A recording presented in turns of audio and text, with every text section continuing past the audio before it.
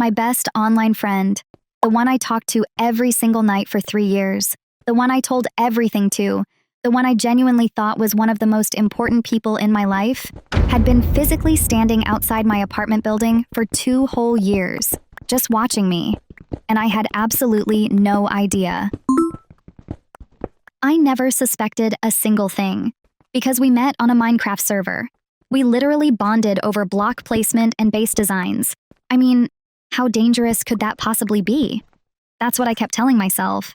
That's the part that still haunts me the most. This all started about 3 years ago.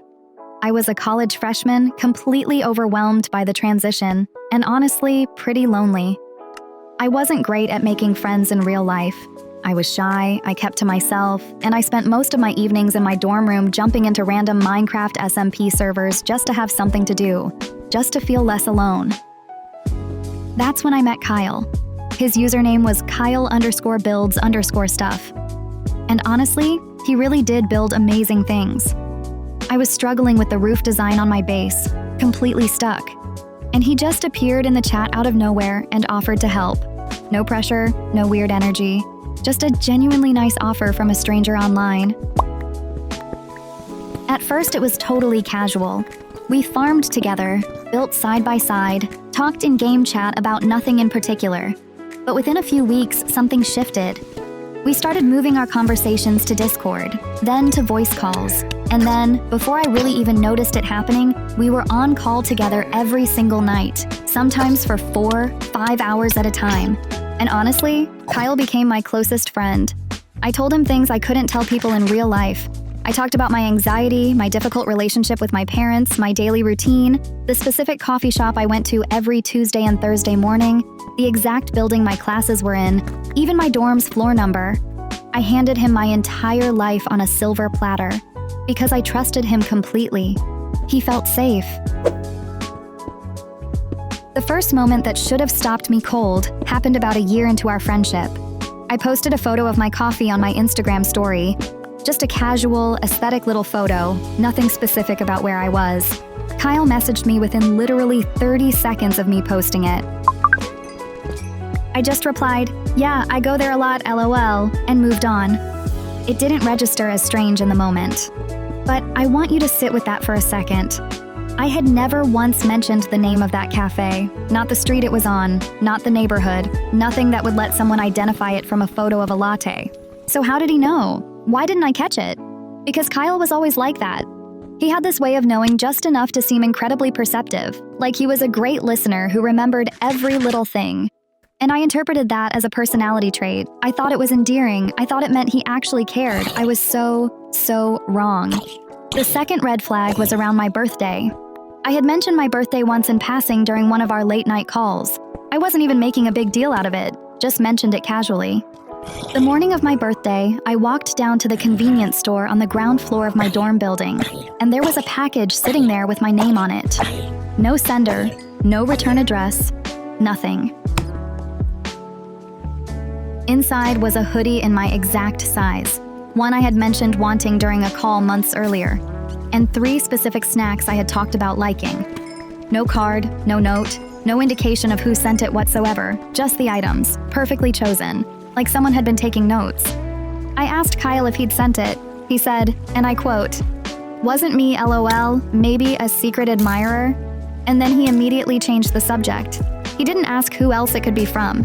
Didn't help me try to figure it out, just pivoted, fast. I know now that it was him. He knew my dorm building. He knew my floor. He knew the convenience store downstairs. He had been close enough to deliver that package himself. By the third incident, a very specific pattern had started to form, though I was still too close to it to see it clearly. Whenever I posted anything on social media, a story, a photo, even a check-in, Kyle would respond almost immediately and ask the same kinds of questions. Where exactly is that? Were you alone? What time were you there?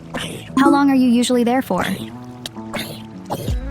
And here's the part that genuinely disturbs me the most when I look back. I thought it was sweet.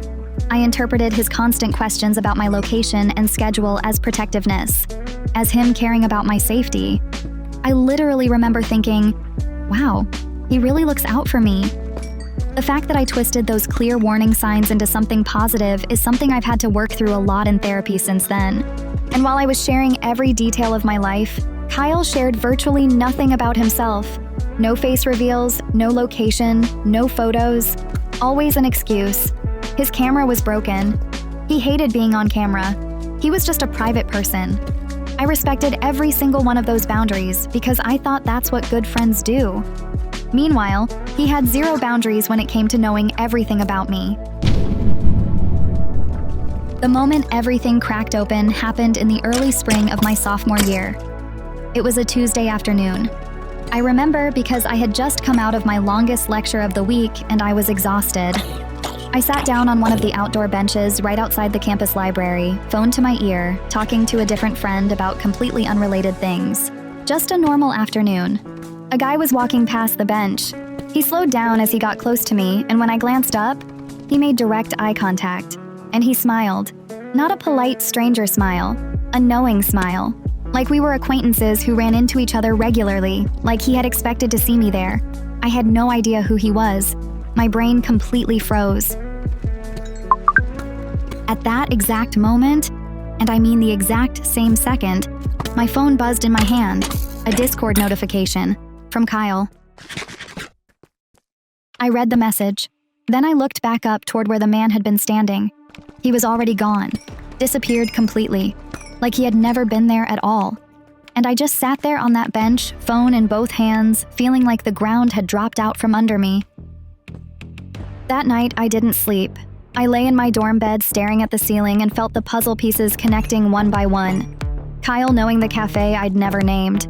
The anonymous birthday package delivered to my exact building. That bench looks comfy. The timing, the smile, the disappearance. I opened Discord and started reading from the very beginning of our conversation history. All 3 years of it. And what I found made me physically sick. I had given him my dorm building name, my class schedule broken down by day and time, my usual walking routes, my favorite spots on campus, my gym hours, my weekly grocery runs.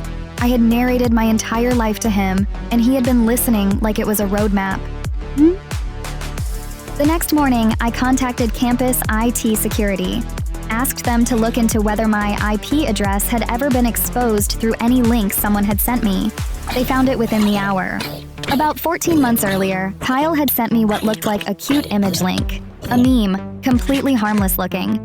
The moment I clicked it, an IP logger embedded in that link had captured my location data. It had traced back to my campus network, my building, my approximate coordinates, and Kyle had that information for over a year before I ever started to suspect anything. I didn't confront Kyle directly. Instead, I set a trap. I told him casually during one of our calls that I was planning to finally check out a specific building on campus I had never mentioned before and had absolutely no intention of visiting. I picked a quiet spot, mentioned a specific time, made it sound completely natural. Then I asked my boyfriend to go there instead of me and just hang back and observe without drawing attention. 30 minutes after the time I had mentioned, my boyfriend texted me. He sent me a photo, and the second that image loaded on my screen, my stomach dropped completely. It was the same man who had smiled at me outside the library, the same face, standing exactly where I had told Kyle I would be, waiting. It was Kyle. I filed a report with campus police that same evening. IP logger evidence, 3 years of chat logs, the photo my boyfriend took, the anonymous package details, everything. The investigation revealed that Kyle had been living in the same city as me for the entire duration of our friendship, 15 minutes away. He had known from the beginning. He had multiple fake social media accounts actively monitoring my profiles. Whenever my posts indicated I would be at a specific location, he would physically travel there. Kyle was served a restraining order. I spent 3 weeks going through every single social media account I had and locking everything down. I had to rebuild my entire sense of what privacy online even means. And I want to leave you with this, because this is the part that matters. Online friendships are not the problem. I have genuinely wonderful people in my life that I met through games and Discord. But please learn the difference between someone who listens because they care and someone who listens because they are collecting information. If someone consistently knows details about your life that you don't remember sharing, that is a red flag. If someone asks detailed questions about your schedule and location, but deflects every question about themselves, that is a red flag. If gifts arrive that are too perfectly chosen, too perfectly timed, that is a red flag. For 3 years, I was live broadcasting my entire daily life to someone who was watching me from a few hundred feet away. Your routine is yours. Your location is yours. No matter how close an online friendship feels, no one needs a real-time feed of where you are and when you'll be there. Please be safe out there. And if something feels off, trust that feeling. I wish I had trusted mine a lot sooner.